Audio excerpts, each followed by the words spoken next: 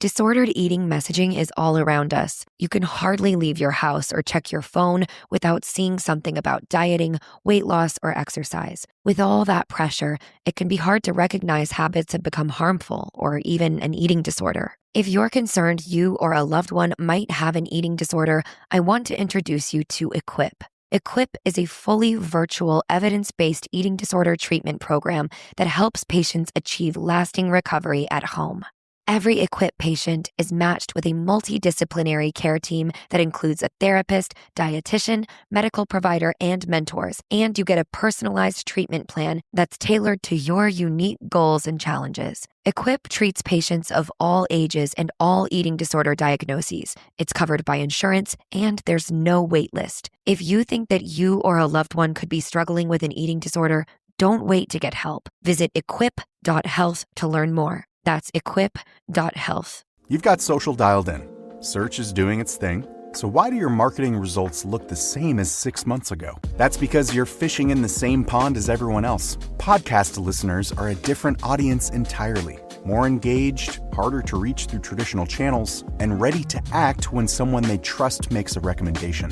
We're Acast, and we put them right in front of you. Browse thousands of the world's leading podcasts, book host reads or run your own ads, and track every conversion in real time. Same skills you already have, brand new results. Acast. Acast.com/advertise.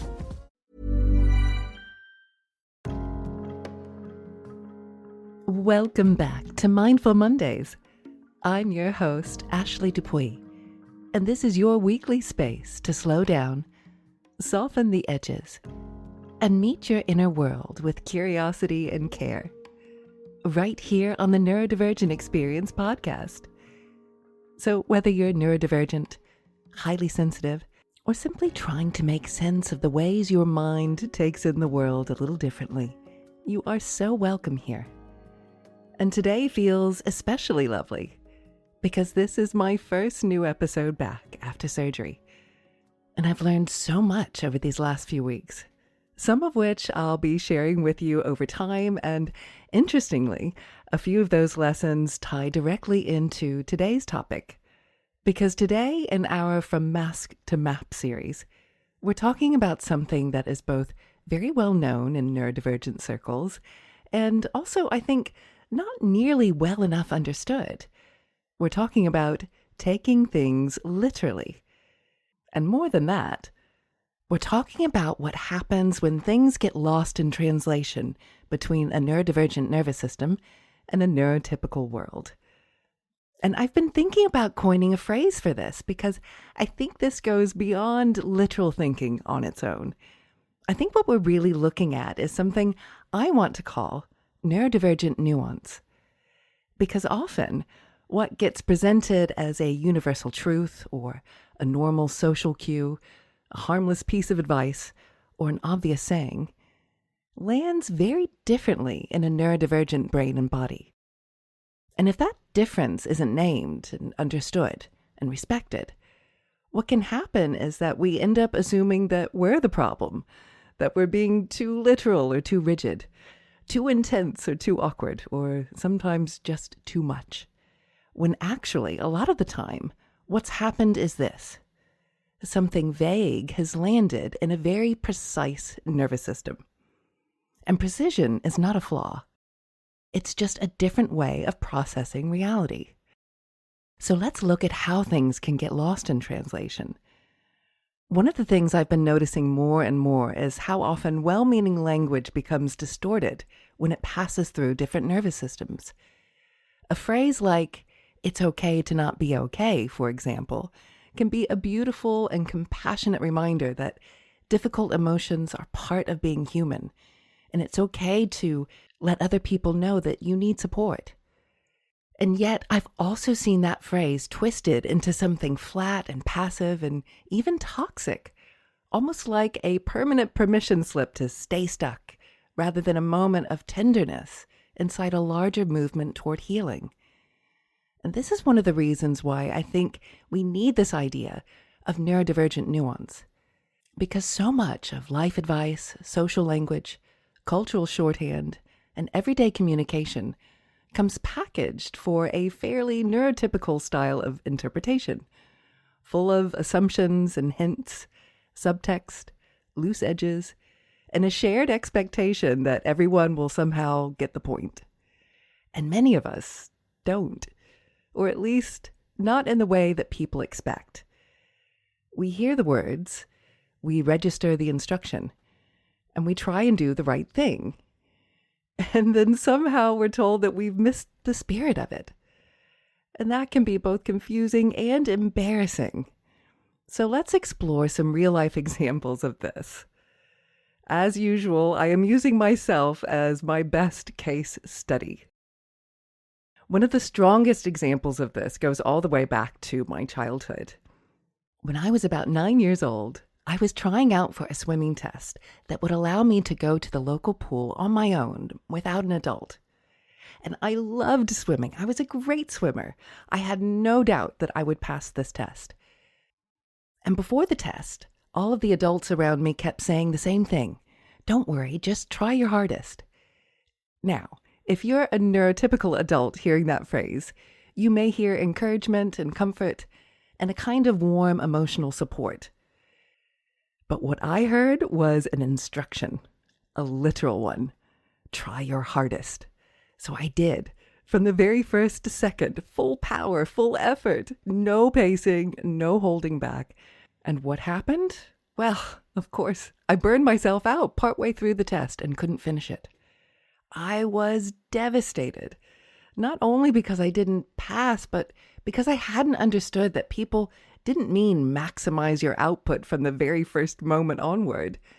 They meant something more like, just do your best, don't panic, and trust yourself. But that isn't what they said. And this is the thing. When you take language very literally, vague encouragement can become bad instruction. And I think this follows so many of us into adulthood. We hear, push yourself, give it everything you've got. Don't worry, just go for it. Get outside your comfort zone. And for some nervous systems, in the right settings, in the right timing, those phrases are processed with caution and flexibility. And for others, they become a full body command without considering the neurodivergent nuance. And then we wonder why we end up burned out and overwhelmed, or feeling like we've somehow failed at advice we were trying very hard to follow.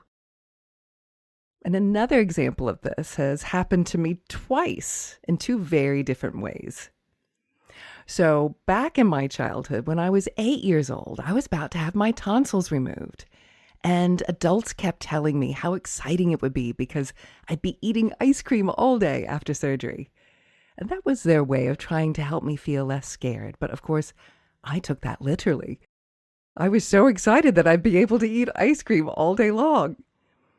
But when I woke from surgery in intense pain, throat on fire, unable to enjoy any of that imagined delight, I felt almost betrayed by the mismatch between what I'd been told and what I was actually experiencing. And then, astonishingly, something very similar has happened again with my hip replacement that I just had. So many people said, oh, you're going to get your life back. They'll have you up and walking straight away. You'll be on the stairs the very next day. It'll be amazing. And I understood those comments literally too. I thought I was going to sail through it. And then came the reality of waking up from major surgery and the physical shock and the pain and the sheer disorientation of it all. And suddenly I realized, oh my gosh, it's happened again. People weren't trying to mislead me. They were trying to reassure me. And they were speaking in emotional shorthand. They were offering the hopeful version. But I had received it as a fairly concrete prediction. Now, it's important to also say that this doesn't mean that the reassurance was wrong either. It means there was a missing translation layer. The neurodivergent nuance. And that missing layer is key, because when a neurodivergent person experiences a mismatch between words and reality, it can create a kind of destabilization. Did I misunderstand? Were they being vague? Was I being naive? Why didn't anyone say it more clearly? And this is why I think naming neurodivergent nuance is so important. It really helps to explain that what looks like overreaction is often simply the pain of receiving imprecise language very precisely. And we also live in a culture where people are often expected to read between the lines. And this is such a strange social dance. Someone says one thing and means another, and hopes that you'll infer the real point, and then may feel annoyed if you respond to the actual words instead of the intended subtext. And this can happen everywhere. In greetings, in family dynamics, workplace politics, in therapy, and in self-help. In those cheerful little bumper sticker slogans and social media quotes that sound simple, but actually contain layers of assumed interpretation. A classic example of this is, "How are you?" Many of us, and I absolutely include myself here, have answered that question honestly for years, only later realizing that in many contexts, it's less a genuine inquiry and more of a reciprocal social ritual. It means something more like, "I acknowledge your presence, please acknowledge mine." And again, that is not obvious if you tend to take language at face value. And it's the same with eye contact. For years, I thought having good eye contact meant looking directly into someone's eyes the whole time. Because, well, isn't that what eye contact is? Yet in practice, that can feel intensely uncomfortable for both people. Healthy eye contact is far more nuanced than that. It's intermittent. It's rhythmic. Body language expert Vanessa Van Edwards says that what eye contact really means is looking directly for only around 60% of the time. And the rest of the time you can be looking away to gather your thoughts. And also, you don't have to look directly at the eyes. You can just look at the whole face or the bridge of the nose, the space between the eyes, or the mouth. But if no one explains these nuances, we end up taking the instruction literally and then feeling like we're being bad at being human. So what's going on here? Let's look at a little bit of neuroscience as to why this happens. Part of what's happening is that many neurodivergent brains are highly pattern-oriented and detail-sensitive. We often register specifics and inconsistencies, exact language, timing, sequence, and precision very strongly. And that can absolutely be a gift. It can make us excellent at spotting errors and remembering details, identifying discrepancies, and seeing structure. But it also means that when communication relies heavily on implication rather than explicitness, there can be friction. And if you are someone who takes words very seriously, then vague language is not neutral. It is incomplete data. And incomplete data can be stressful, especially if you've grown up in environments where getting it wrong had social consequences. So then the nervous system learns, stay alert, decode harder, try to infer more, and don't miss the point next time. And that much pressure leads to exhaustion and self-doubt and a sense of constantly being one beat behind in a world that seems to run on invisible instructions. But I also want to say something very important. This trait is not only difficult, it is also beautiful. Literal minds often have extraordinary honesty in them, a refreshing directness, a respect for language, a desire for accuracy, and a resistance to fluff, manipulation, or unnecessary performance. You may be the one who notices that the date in the story is wrong and the details don't add up. The emotional tone doesn't match the words. The helpful advice contains hidden assumptions. And yes, sometimes that can create social awkwardness. But it can also make you discerning and intelligent and ethically precise. There is wisdom in seeing what others skim past. There is a gift in thinking differently. The work is not to shame that gift, The work is to pair it with compassion and context and flexibility. So let's look at what helps. First off, let's have a nice helping of self-forgiveness here. If you've taken things literally and missed the point and answered too honestly or followed advice too exactly, or even felt confused by what everyone else seemed to just know, you are not failing at life. You are processing life through your own beautifully wired system. The second thing that can help is ask clarifying questions, not as apology, but as skill. Do you mean that literally? Are you asking how I actually am or just saying hello? When you say try my hardest, do you mean pace myself or go all out? Or what would that look like in practical terms? I love that last one. What would that look like in practical terms? This is intelligent translation. And the third thing that can help is create your own neurodivergent nuance around advice. When you hear phrases like, get out of your comfort zone, or just be yourself, let them, or it's okay not to be okay, make sure to pause and ask yourself, what does this mean for my nervous system, my history, my body, and my actual life? And that pause is everything, because advice is rarely universal.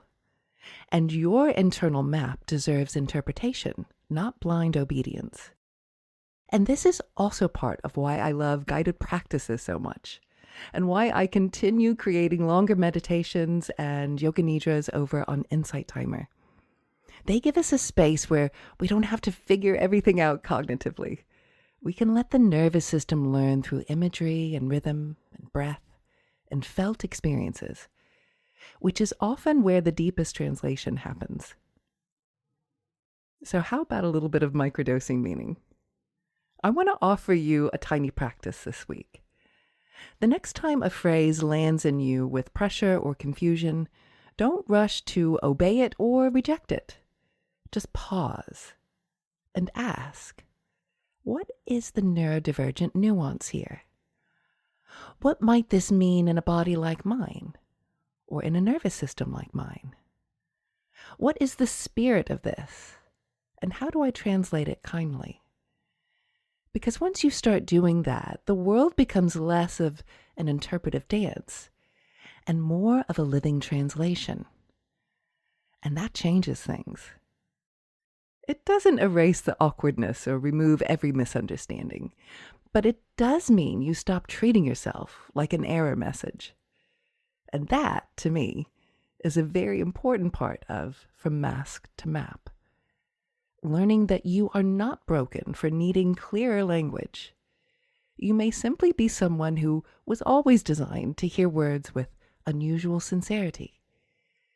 And there's something deeply beautiful in that. And this idea of neurodivergent nuance is going to be a big part of the group coaching cohort I'm building for September, exploring how we move from mask to map, from performance to presence, and from taking generic advice at face value into learning how to interpret life through the truth of our own nervous systems. And if that's something you feel drawn to, you are very welcome to email me at integrativeiom@gmail.com to register your interest. And more details will be coming soon, but for now, you can simply reach out and let me know this work is resonating. And now in a moment, we're going to be moving into today's guided practice, a yoga nidra that plays with this exact idea of literal and metaphorical meaning. Because yoga nidra is such a beautiful example of both worlds at once. On one level, it is very literal. We take awareness to the body, to the right hand, the left foot, the back of the head, the breath. But then something more mysterious begins to happen. You may feel a warmth in a place that you aren't physically touching, tingling in a hand simply because it has been named, or a sense of spaciousness in the body that feels both real and imaginal. And I love that because it reminds us that awareness itself is the bridge between word and sensation, between body and meaning. between what is literal, what is symbolic, and what is simply experienced. So this practice is an invitation to soften out of the pressure to understand language perfectly, and instead to rest in the space where words, body, sensation, and meaning can all meet. And if you are currently driving or operating heavy machinery, please ensure to pause the recording now until you can safely come back into stillness. And just find a comfortable position. You can be seated or lying down.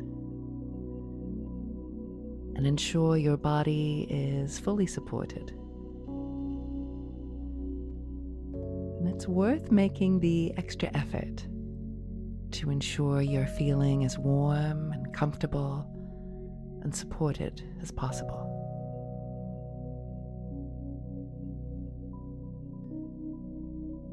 Good, that's right.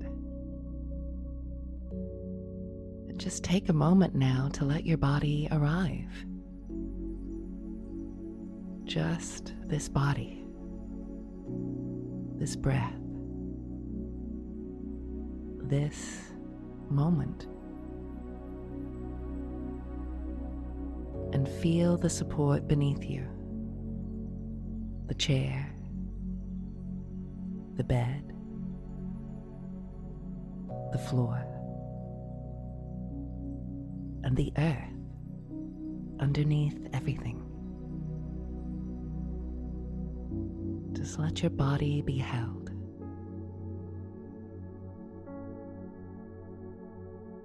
And as you continue to settle in, just take a slow breath in through your nose and a soft, easy breath out through the mouth.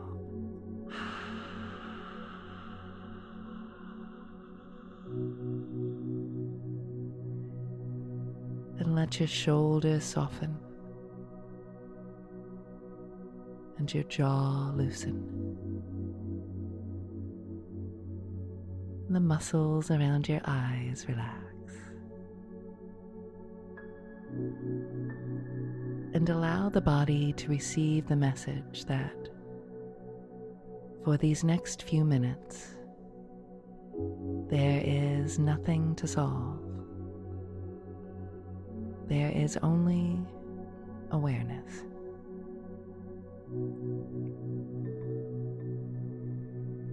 And can you begin to notice the body as a physical reality? A body with weight, shape, temperature, edges, contact. This is the literal body. The body that rests here. The body that breathes here.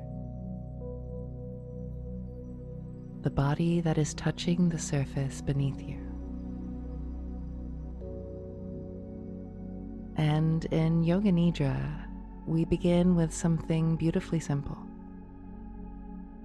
We move awareness through the body, one place at a time. A word is spoken, and awareness travels there. And something happens. Perhaps it's sensation, or perhaps it's warmth.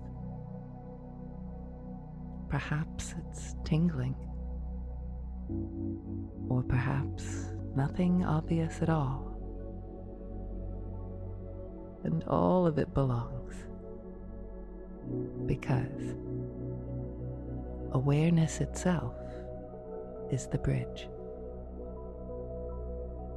Bring your awareness now to the right hand. Awareness to the thumb,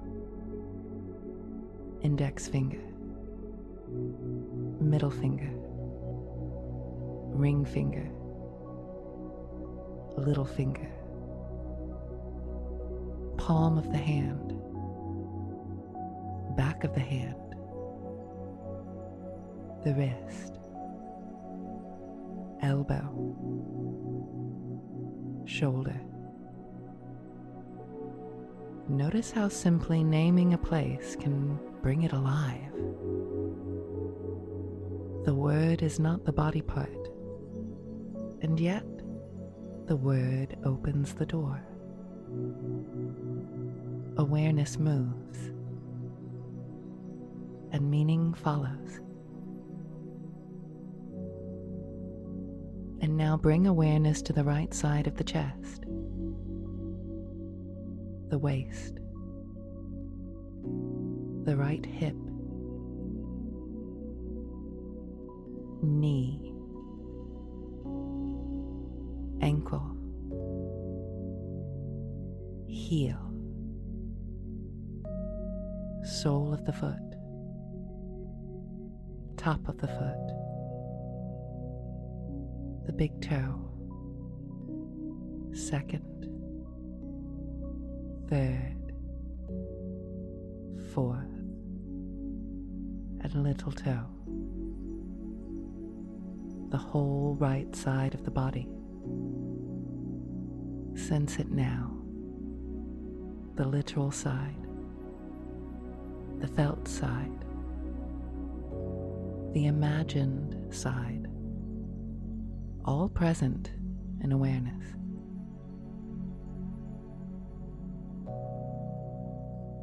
Bringing awareness now to the left hand, the thumb, index finger, middle finger, ring finger, little finger, palm of the hand, back of the hand, the wrist, elbow, shoulder. And perhaps you notice that awareness has texture.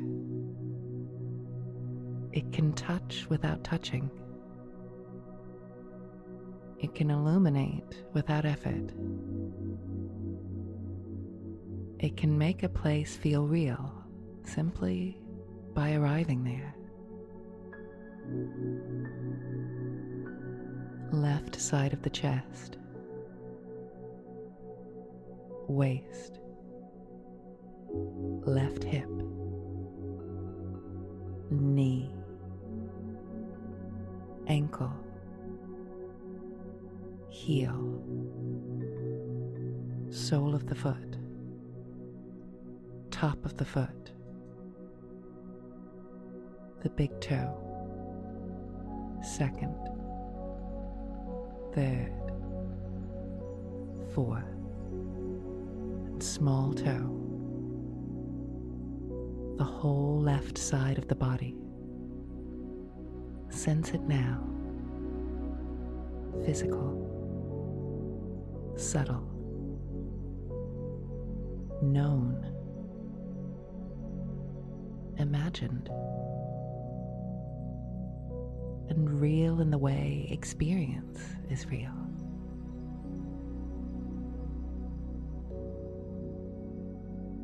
Bringing awareness now to the back of the body, the whole back body, the body behind you, the part of you you cannot see but can still know. And just notice that.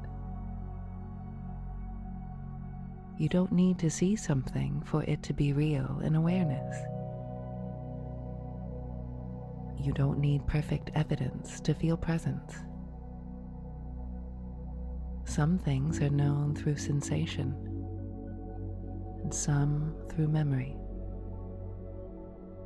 some through intuition, and some through the quiet intelligence of the body.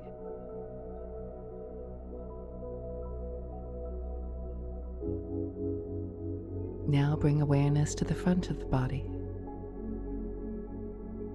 the whole front body.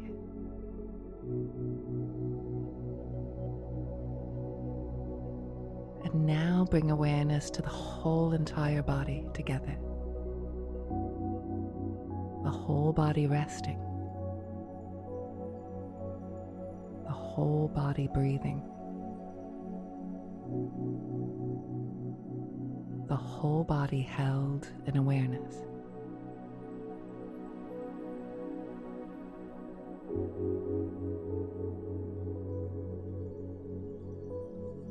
Good, that's right.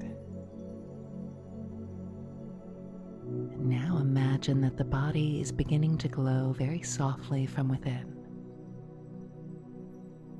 A gentle inner light of awareness. And where your attention has traveled, a trace remains.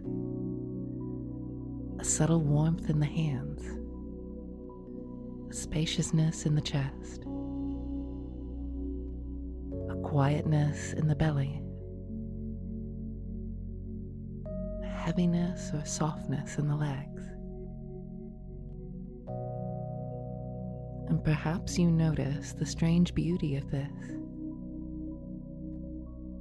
You did not physically touch these places, and yet something may have shifted. A word was spoken, an awareness moved, and sensation answered. Is it literal? Is it metaphorical? Is it physical? Is it imaginal? And perhaps in this moment, those questions can soften because experience is wider than categories. As Ram Dass said, it's all real and all illusory.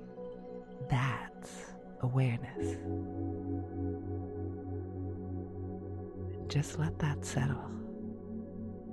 It's all real, and it's all illusory. It's all arising in awareness.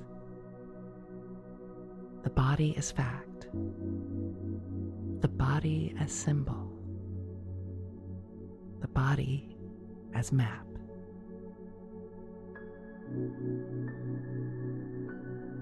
And now, as you rest in this quiet yoga nidra space, imagine that the whole body is becoming a bridge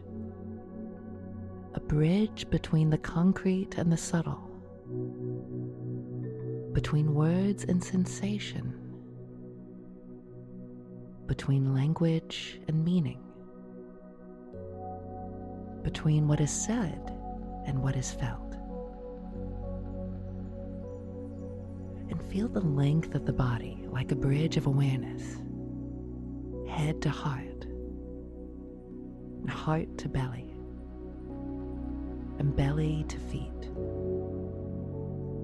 A living bridge, breathing, listening, translating.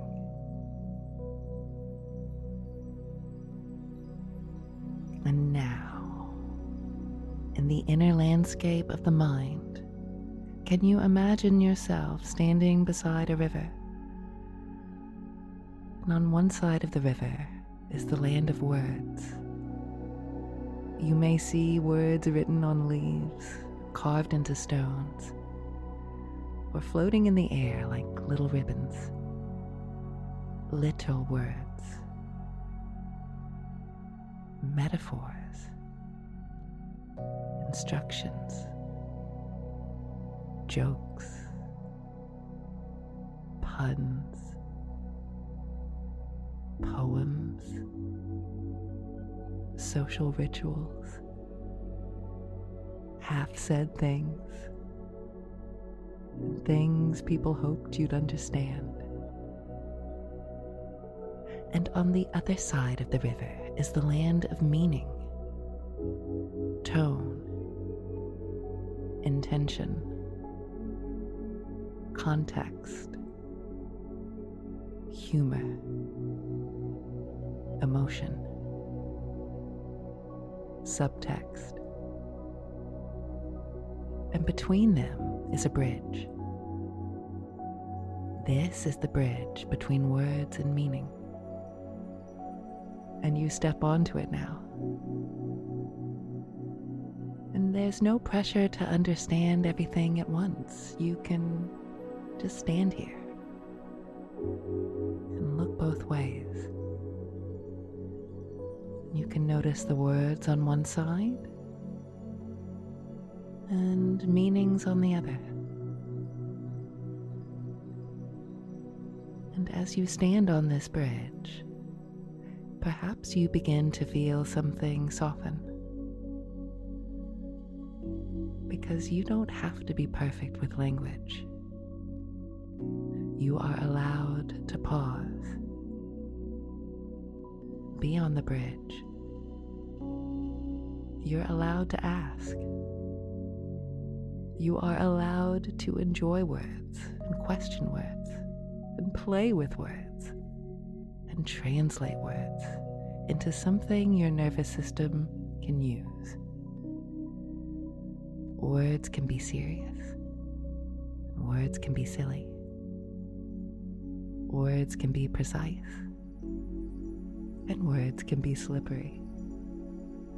And words can be bridges.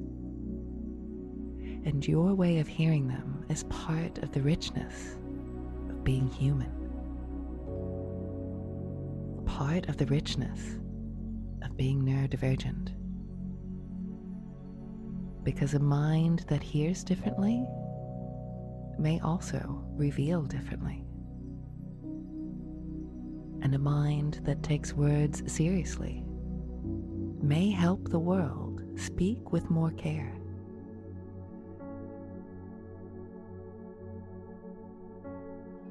And now imagine the bridge offering you one small gift. Perhaps it's a key or a stone, a word, a lantern. Something that reminds you that you are allowed to stand between words and meaning. You are allowed to take your time. You are allowed to ask, what's the neurodivergent nuance here? And let that question become a lantern inside you. What is the neurodivergent nuance here? And perhaps one more phrase comes with it. I can live in the space between words and meaning. My awareness is the bridge. And again, I can live in the space between words and meaning. My awareness is the bridge. And one more time. I can live in the space between words and meaning. My awareness is the bridge. And now let the river become breath. And let the bridge become the body. And let the words become soft echoes in the distance. And allow yourself to return to the physical body resting here. And notice the surface beneath you. And feel the breath moving in and out. And feel the hands, the feet, and the face. The literal body. The felt body. And the body as map. And take one slow breath in. And a long, easy breath out.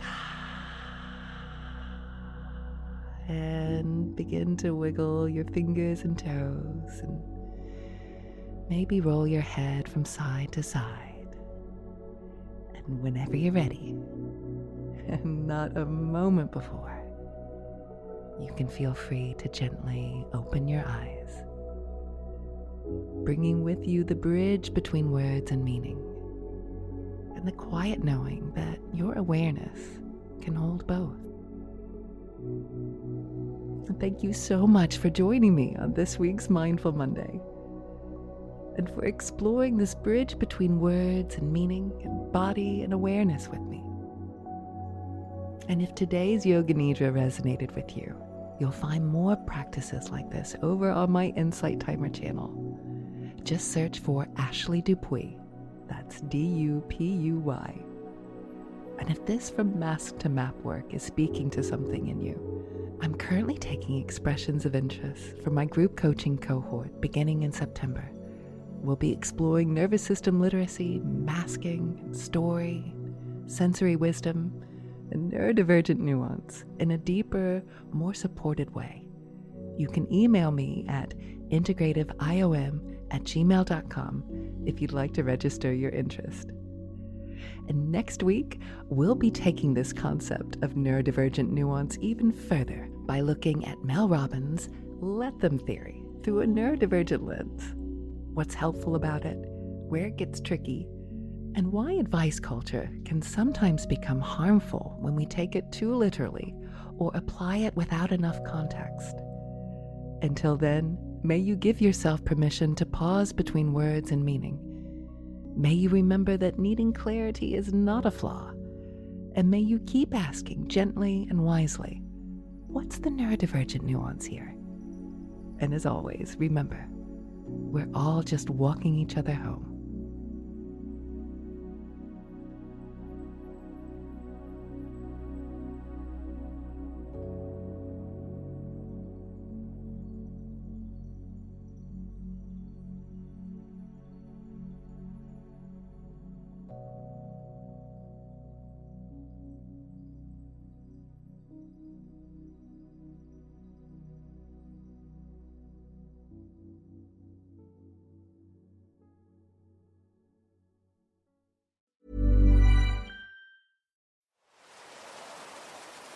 That's the sound of a tree in Tennessee's Great Smoky Mountains, releasing volatile organic compounds, which is just a fancy way of saying it's creating fog. And that makes the Smokies smoky. This is one of many sounds in Tennessee with a story to tell. To hear them in person, plan your trip at tnvacation.com. Tennessee sounds perfect. Quick question. When was the last time a display ad changed your mind? Now think about the last time a friend told you about something they loved. Different feeling, right? That's how podcast advertising works.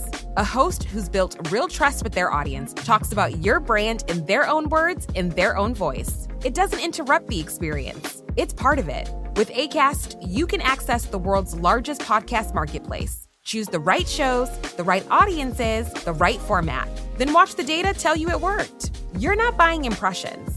You're buying influence. Learn more by visiting acast.com/advertise.